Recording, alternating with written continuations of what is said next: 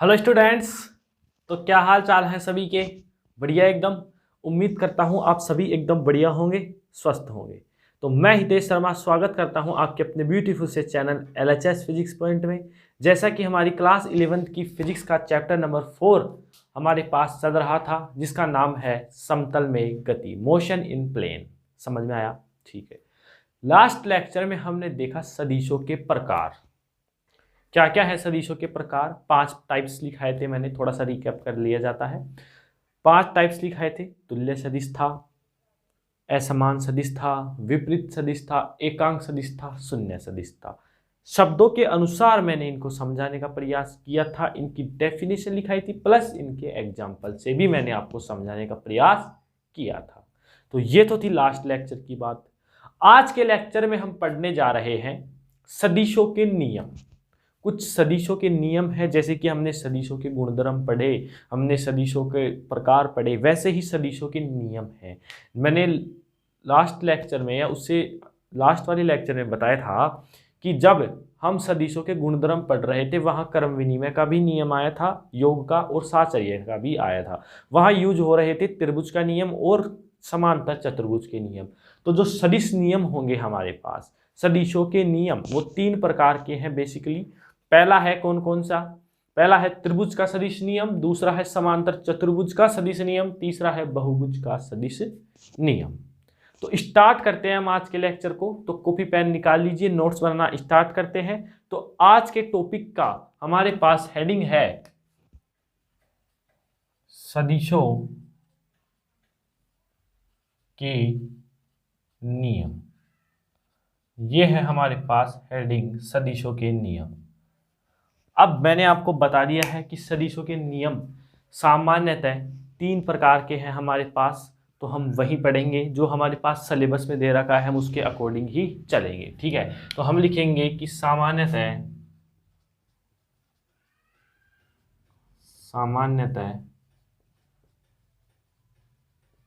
सदिशों के 3 नियम हैं। मुख्यतः की बात कर रहा हूं मैं।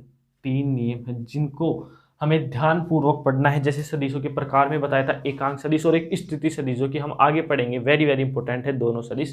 ठीक है। इसी प्रकार से सामान्यतः सदिशों के जो 3 नियम है, जिसमें त्रिभुज का नियम, समांतर चतुर्भुज का नियम वेरी वेरी इंपॉर्टेंट है, ये हमेशा चलेगा आपके साथ। ठीक है। तो कौन कौन से हैं, हम पहले उनका नाम लिखते हैं, फिर हम उसकी चर्चा करते हैं। सबसे पहला है त्रिभुज का नियम, त्रिभुज का सदिश नियम, त्रिभुज का सदिश नियम। सबसे पहले हम ये पढ़ेंगे, फिर उसके बाद हम पढ़ेंगे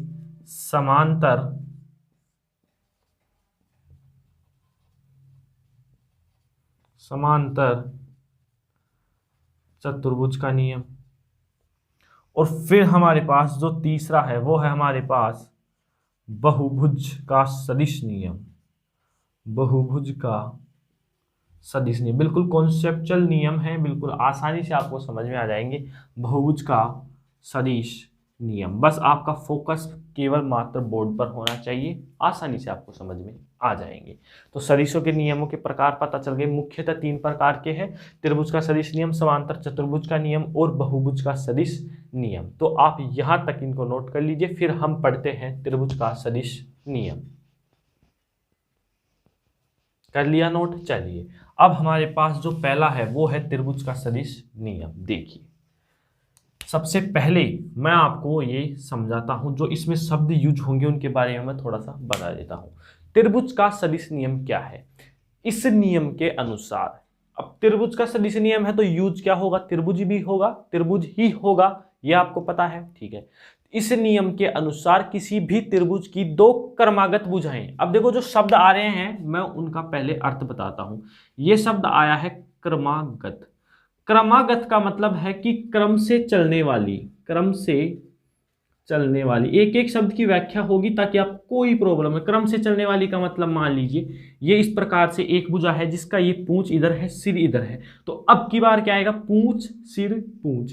मतलब यदि इसको आगे बढ़ना है तो इसके सिर की तरफ क्या आ जाएगी? पूंछ आ जाएगी। ठीक है। फिर क्या आ गया? पूंछ सिर पूंछ सिर, फिर क्या आएगी? पूंछ सिर पूंछ सिर इस प्रकार से आएगी। ये क्या है? क्रमागत, मतलब क्रम से, पहले पूंछ आई फिर सिर, पूंछ सिर, ये क्या है? क्रमागत। शब्द क्लियर है? शब्द का मतलब समझ में आया? क्रम से चलने वाली। चलिए अब देखिए, तो नियम था हमारे यहाँ कि त्रिभुज के सदिश नियम के अनुसार किसी भी त्रिभुज की दो क्रमागत भुजाएं यदि दो सदिश को व्यक्त करती हैं, जैसे कोई भी दो क्रमागत भुजाएं ले ली और वो किसी सदिश को व्यक्त कर रही है, तो त्रिभुज की एक भुजा और बची, दो तो यूज में आ गई, एक और बची, तो तीसरी भुजा उनके उल्टे क्रम में उनके परिणामी सदिश को व्यक्त करती है। अब आप सोचेंगे क्या बोल दिया, पहले मैं स्टेटमेंट लिखता हूं फिर आपको बढ़िया तरीके से समझाता हूं। देखिए आप भी मेरे साथ स्टेटमेंट लिखते हुए चलेंगे। इस नियम के अनुसार,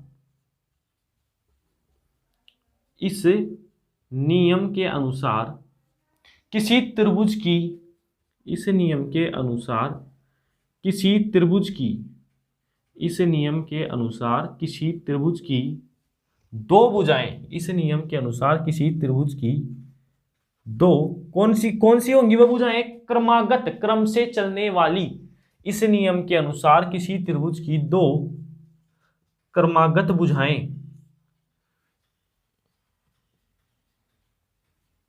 यदि दो सदिश को निरूपित करती हैं, यदि दो सदिश को निरूपित करती हैं तो तीसरी भुजा, जो त्रिभुज की तीसरी भुजा बची हुई है वो क्या करेगी? तो त्रिभुज की तीसरी भुजा उल्टे क्रम में उनके परिणामी सदिश को व्यक्त करती है, उनके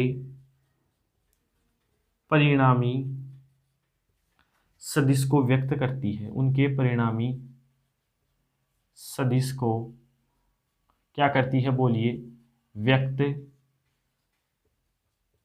करती है।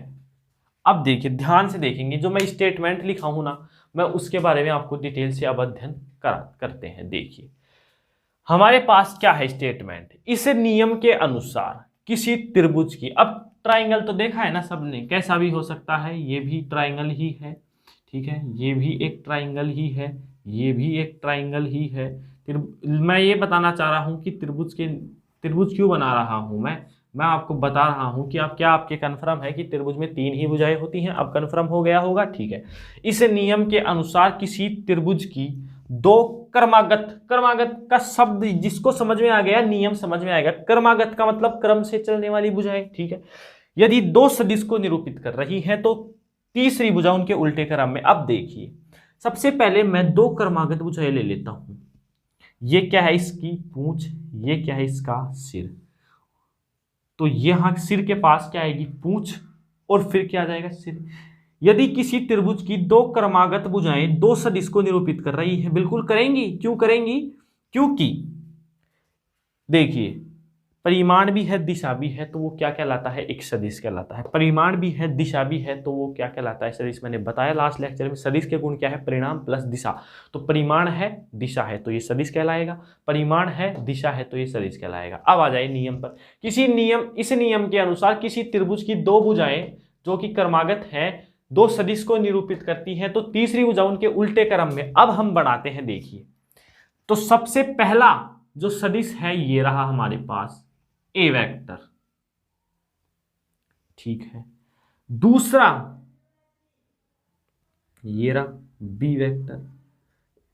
यहां पर एक त्रिभुज की रचना होगी। अब देखिए इस नियम के अनुसार किसी त्रिभुज की दो क्रमागत भुजाएं हो चुकी हैं।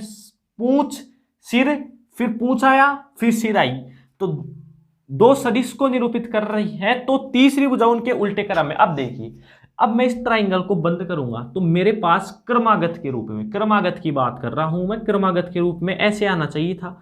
सर के पास क्या आना चाहिए था? पूंछ आना चाहिए था। लेकिन अब स्टेटमेंट क्या है? तीसरी भुजा उल्टे क्रम में आना ऐसे चाहिए था, लेकिन इसके उल्टे क्रम में उनके परिणामी सदिश, जो ये तीसरी भुजा जाएगी जो इसके उल्टे क्रम में जाएगी, मतलब इसका जो सिर होगा उसके पास क्या जाएगा? सिर जाएगा। यदि मैं इसका स्थिति सदिश आर वेक्टर मानूं तो ये इसके परिणामी यानी ए वेक्टर प्लस बी वेक्टर को व्यक्त करता है। यह है हमारे पास त्रिभुज का सदिश नियम। अब बताइए इस नियम में आपको कोई परेशानी है क्या? दोबारा वापस फोकस से देखेंगे। इस नियम के अनुसार किसी त्रिभुज की दो क्रमागत भुजाएं, क्रमागत का मैंने मतलब बता दिया है, क्या है? क्रम से चलने वाली दो क्रमागत भुजाएं, पूंछ सिर, दो क्रमागत भुजाएं यदि दो सदिश को निरूपित कर रही हैं, ए वेक्टर बी वेक्टर, ठीक है। तो तीसरी भुजा आना कैसे चाहिए थी? तीसरी भुजा को इस प्रकार से आना चाहिए था, लेकिन ये इसके उल्टा ही है। तीसरी भुजा उल्टे क्रम में परिणामी यानी इन दोनों के योग को क्या करती है? व्यक्त करती है। इसे ही त्रिभुज का सदिश नियम कहते हैं। अब बताइए इसमें कोई परेशानी है क्या? नहीं होनी चाहिए, तो आप यहां तक नोट कर लीजिए। कर लिया नोट? चलिए अब हम आगे बढ़ते हैं। यदि मैं इसको और बढ़िया एग्जाम्पल से समझाऊं तो आपके स्टेटमेंट और बढ़िया क्लियर होगा। स्टेटमेंट क्या था? यदि किसी त्रिभुज की दो क्रमागत भुज है, क्रमागत का मतलब क्या है? इसको मान लीजिए ये तो कौन सा हो गया हमारे पास? स्मॉल ए वेक्टर हो गया, और दो क्रमागत भुज है, ये हो गया स्मॉल बी वेक्टर, दो सदिश को व्यक्त कर रही हैं। तो तीसरी जो भुजा होगी सीधे क्रम में नहीं आएगी, उल्टे क्रम में जाएगी। उल्टे क्रम में इनके परिणामी यदि स्मॉल आर वेक्टर मानूं मैं, तो ए वेक्टर प्लस का बी वेक्टर, ये है हमारा त्रिभुज का सदिश नियम। बोलिए इसमें कोई दिक्कत आई क्या? नहीं आई, आसानी से मैंने आपको समझा दिया है। तो अब हम चलते हैं अगले नियम की ओर, जो कि समांतर चतुर्भुज का सदिश नियम है। तो आप इस डायग्राम को भी नोट कर लीजिए। कर लिया? चलिए अब हम बढ़ते हैं समांतर चतुर्भुज के नियम की ओर। दूसरा हेडिंग डालेंगे आप, समांतर चतुर्भुज, समांतर चतुर्भुज का सदिश नियम। सदिशों के नियम में पहला नियम पढ़ लिया है, त्रिभुज का सदिश नियम हमने आसानी से पढ़ लिया है। अब हम जा रहे हैं समांतर चतुर्भुज का सदिश नियम की ओर। सबसे जो इसमें इंपॉर्टेंट लाइन है वो क्या है हमारे पास? वो है कि जो समांतर चतुर्भुज का जो नियम है, किस नियम पर आधारित है? त्रिभुज के सदिश नियम पर ही आधारित है। किस नियम पर आधारित है? त्रिभुज के सदिश नियम पर। जिसको त्रिभुज का सदिश नियम समझ में आ गया उसको ये नियम भी समझ में आ जाएगा। तो सबसे पहले हम लिखेंगे समांतर चतुर्भुज नियम त्रिभुज नियम का ही एक रूप है। समांतर चतुर्भुज जो नियम है, समांतर चतुर्भुज नियम त्रिभुज के नियम का ही एक रूप है। त्रिभुज के नियम का ही एक रूप है। जैसे कि त्रिभुज के नियम में क्रमागत शब्द इंपॉर्टेंट था, तो इस नियम में भी एक शब्द इंपॉर्टेंट है, वो मैं आपको बताऊंगा, और उसको समझ लिया तो ये नियम भी आपके क्लियर हो जाएगा। देखिए अब हम चलते हैं इस नियम के अनुसार, इस नियम के अनुसार, अब देखिए ये नियम क्या कहलाता है। इस नियम के अनुसार क्या कह रहा है ये नियम? कि यदि किसी समांतर चतुर्भुज की दो आसन भुजाएं दो सदिश को निरूपित कर रही है, इस नियम के अनुसार यदि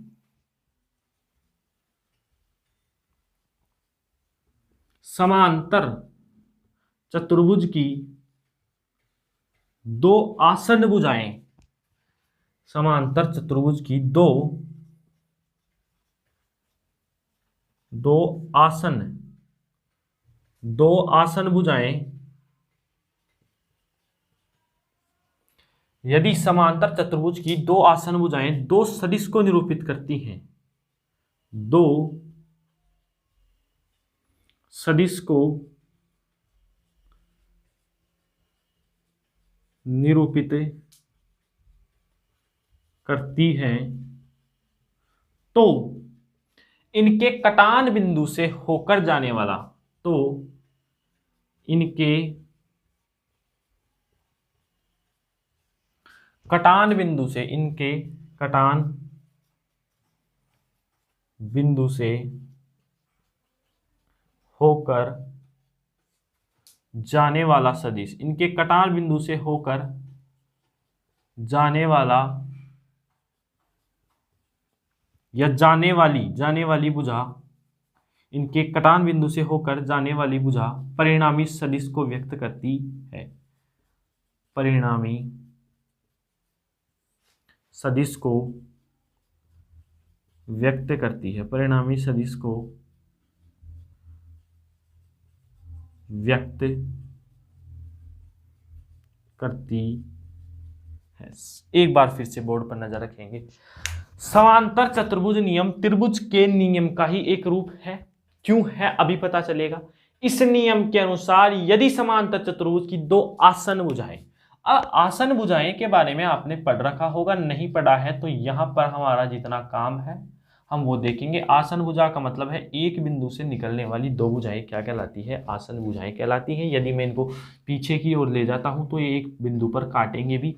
तो अब देखिए इन्हीं से पूरा नियम सोलो हो गया है, जिसको ये समझ में आ गया। आसन भुजा का मतलब एक बिंदु से निकलने वाली भुजाएं, एक बिंदु से निकलने वाली भुजाएं, यदि इनको पीछे की ओर बढ़ाते हैं तो ये इस बिंदु पर काटेंगे भी। अब देखिए इस नियम के अनुसार यदि समांतर चतुर्भुज की दो आसन भुजाएं दो सदिश को निरूपित करें, मान लीजिए ये ए वेक्टर है और ये बी वेक्टर है, दो सदिश को क्या करे, निरूपित करे, तो इनके कटान बिंदु, इसका कटान बिंदु क्या है, ये इनके कटान बिंदु से निकलने वाला जो विकर्ण है ये परिणामी सदिश को क्या करेगा, व्यक्त करेगा। तो पहले आप स्टेटमेंट उतार लीजिए, फिर हम डायग्राम की सहायता से समझने का प्रयास करते हैं।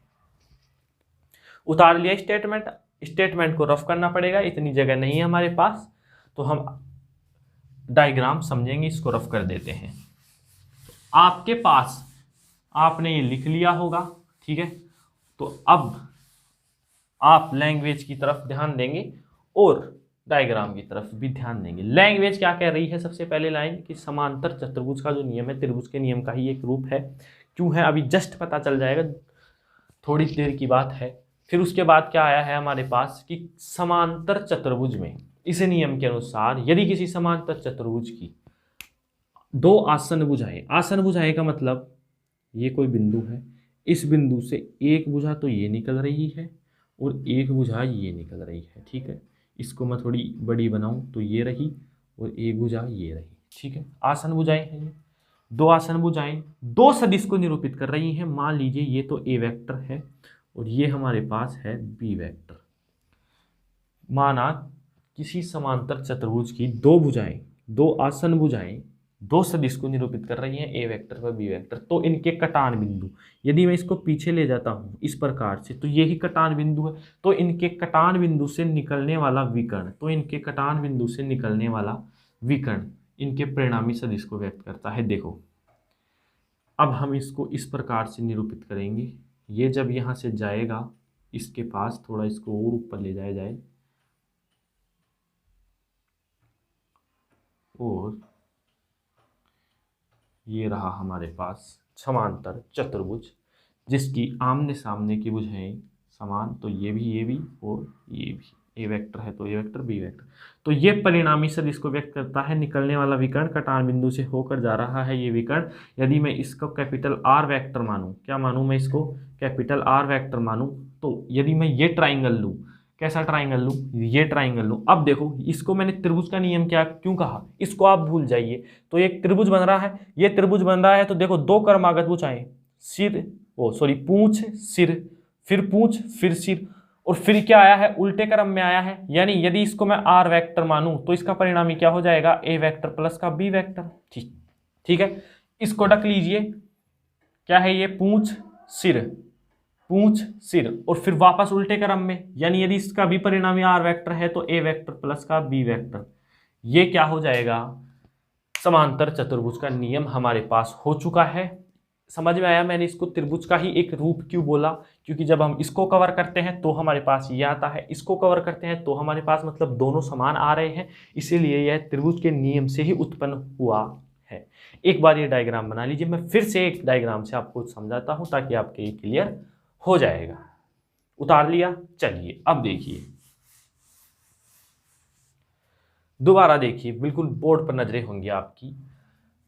क्या है, इस नियम के अनुसार तो आसन भुजाएं यदि दो सदिश को निरूपित करती हैं, आसन भुजाएं क्लियर हो चुका है। एक बिंदु से निकलने वाली भुजाएं, मान लीजिए वो एक बिंदु ये है और इससे दो आसन भुजाएं निकल चुकी हैं, एक तो ये वाली और एक ये वाली। क्लियर है, निकल गई। दोनों भुजाएं यदि दो सदिश को निरूपित कर रही हैं, पहला है ए वेक्टर, इस बार चलिए इसको कुछ दूसरा नाम दे देते हैं। मान लीजिए ये है कौन सा, पी वेक्टर है, ठीक है, और ये है हमारे पास क्यू वेक्टर है। तो आसन भुजाएं से दो भुजाएं निकल चुकी हैं और दो सदिश को निरूपित कर रही है, तो इनके कटान बिंदु यही है। आगे पीछे बढ़ाएंगे तो कटान बिंदु से निकलने वाला विकर्ण। अब हम इसको इस प्रकार से संज्ञा दे देते हैं, ये पूछ सिर। तो कटान बिंदु से निकलने वाला जो विकर्ण है, कटान बिंदु से जो निकलने वाला विकर्ण है, इनके परिणामी सदिश को निरूपित करता है। थोड़ा सा सही से बनाएंगे हम डायग्राम।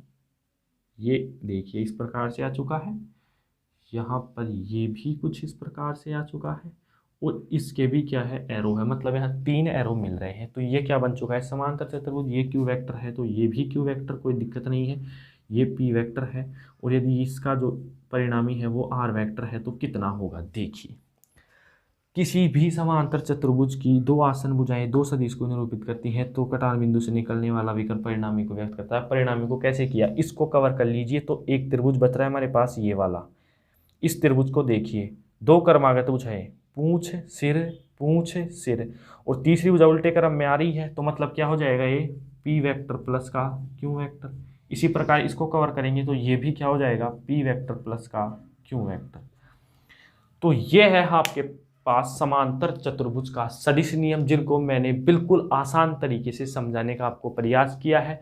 उम्मीद करता हूं आपको ये नियम भी आसानी से समझ में आ गया होगा। तो इसको आप नोट कर लीजिए। कर लिया नोट, चलिए।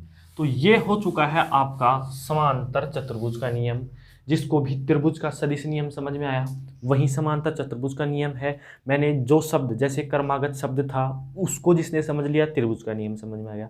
त्रिभुज का नियम जिसको समझ में आ गया, समांतर चतुर्भुज का, आसन भुजा का भी मैंने आपको बता दिया है। अब लास्ट नियम हम पढ़ने जा रहे हैं, बहुभुज का सदिश नियम। ये भी इंपॉर्टेंट है और ध्यान से देखेंगे, सभी की नजरें एकदम बोर्ड पर होंगी। तीसरी हेडिंग डालिए, बहुभुज का सदिश नियम। अब बहुभुज का सदिश नियम।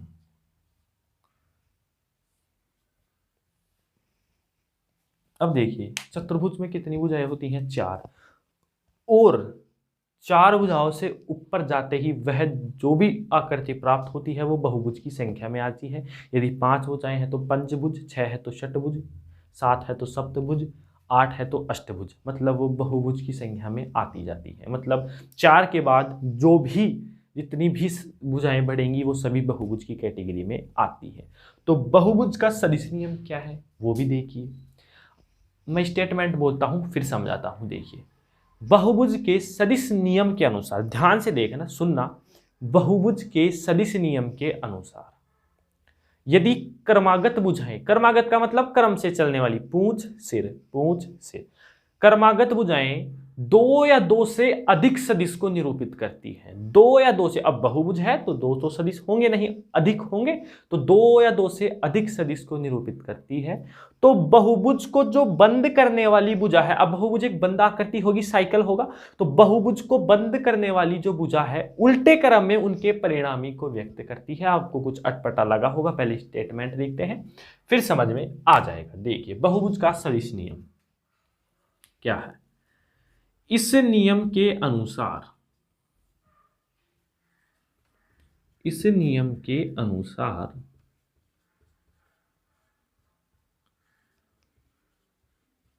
बहुभुज की, इस नियम के अनुसार बहुभुज की कौन सी भुजाएं, क्रमागत भुजाएं, बहुभुज की क्रमागत भुजाएं, बहुभुज की क्रमागत भुजाएं दो या दो से अधिक सदिश को निरूपित करती है। दो या, क्योंकि बहुभुज है तो दो भुजाएं तो पर्टिकुलरली होंगी नहीं, कि फिक्स ही है कि दो ही भुजा है, अधिक भी हो सकती है। क्रमागत भुजाएं दो या दो से अधिक दो या दो से अधिक सदिश को निरूपित करती है, दो या दो से अधिक सदिश को निरूपित करती है। तो अब आ रहा है मेन लाइन। इस नियम के अनुसार बहुभुज की क्रमागत भुजाएं, मतलब एक कंडीशन फिक्स हो रही है कि जो बहुभुज बनेगा उसमें क्रमागत भुजाएं चलेंगी। क्लियर है पहली बात। बहुभुज की क्रमागत भुजाएं दो या दो से अधिक सदिश को निरूपित कर रही हैं, तो बहुभुज को बंद करने वाली भुजा, बहुभुज को जो बंद करेगी ना, जो भुजा बंद करेगी, बहुभुज को बंद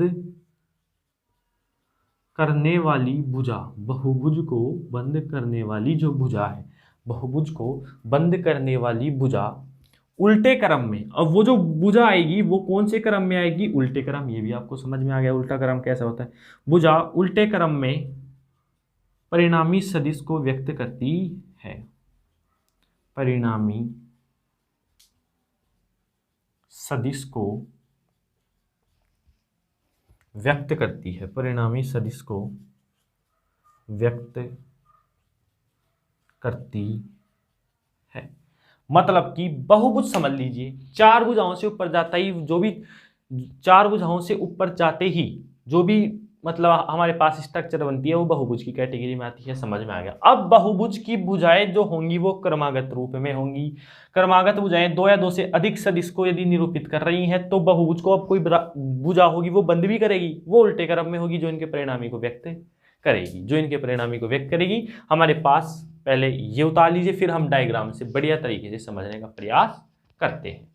फटाफट से इसको नोट करेंगे, फिर हम आगे बढ़ते हैं।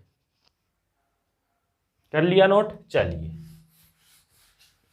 जैसी जैसी लैंग्वेज है उसके अनुसार हम डायग्राम बनाएंगे।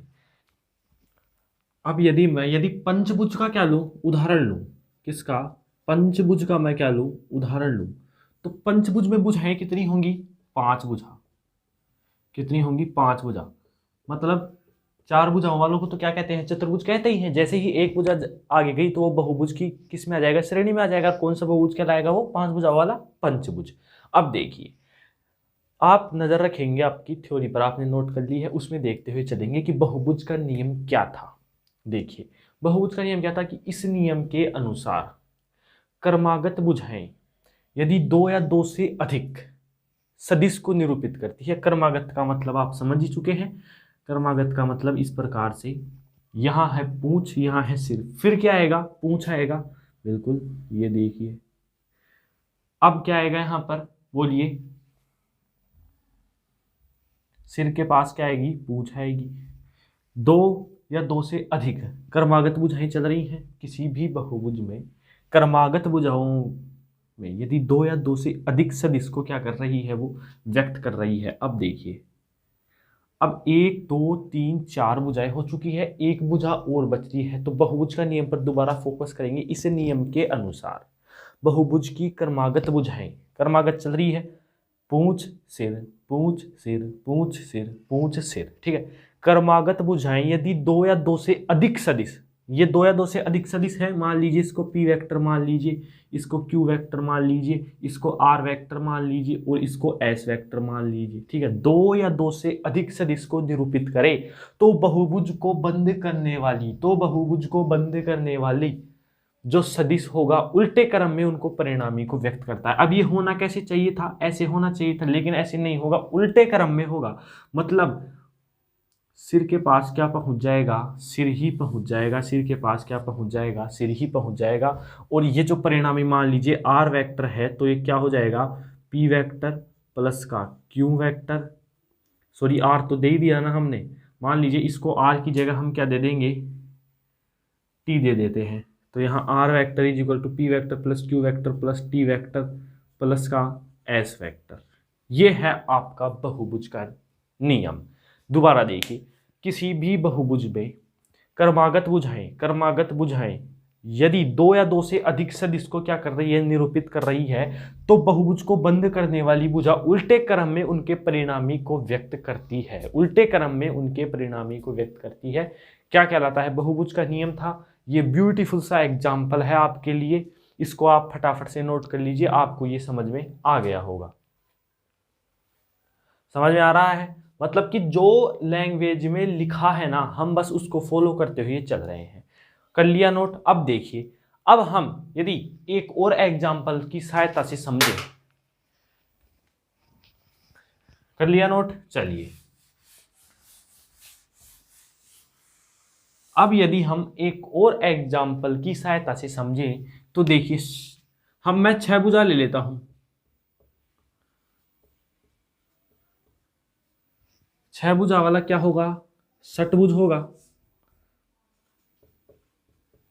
अब देखिए, बहुभुज के नियम के अनुसार क्रमागत भुजाएं, बहुभुज के नियम के अनुसार क्रमागत भुजाएं 2 या 2 से अधिक सदिश को निरूपित करती हैं। क्रमागत भुजाएं 2 या 2 से अधिक सदिश को निरूपित करती हैं। A vector, B vector, C vector, D vector, E vector. तो बहुभुज को बंद करने वाली जो सदिश है उल्टे क्रम में उनके परिणामी को व्यक्त करती है। ये उल्टा क्रम हो गया, इसका सिर के पास सिर चला गया। यदि ये आर वेक्टर है तो ये क्या हो जाएगा? ए वेक्टर प्लस का, बी वेक्टर प्लस का, सी वेक्टर प्लस का, डी वेक्टर प्लस का, ई वेक्टर। बोलिए, अब इन 3 नियमों में आपकी कोई परेशानी है क्या? तो ये था हमारे पास बहुभुज का नियम। इस प्रकार से हमने 3 प्रकार के नियम पढ़े: त्रिभुज का सदिश नियम, समांतर चतुर्भुज का नियम और बहुभुज का नियम। तो आज का लेक्चर हम यहीं पर समाप्त करते हैं। अब हम पढ़ेंगे सदिशों का योग। तो मिलते हैं एक नए लेक्चर, नए जोश के साथ। तब तक के लिए आप पढ़ाई करते रहेंगे। All the very very best.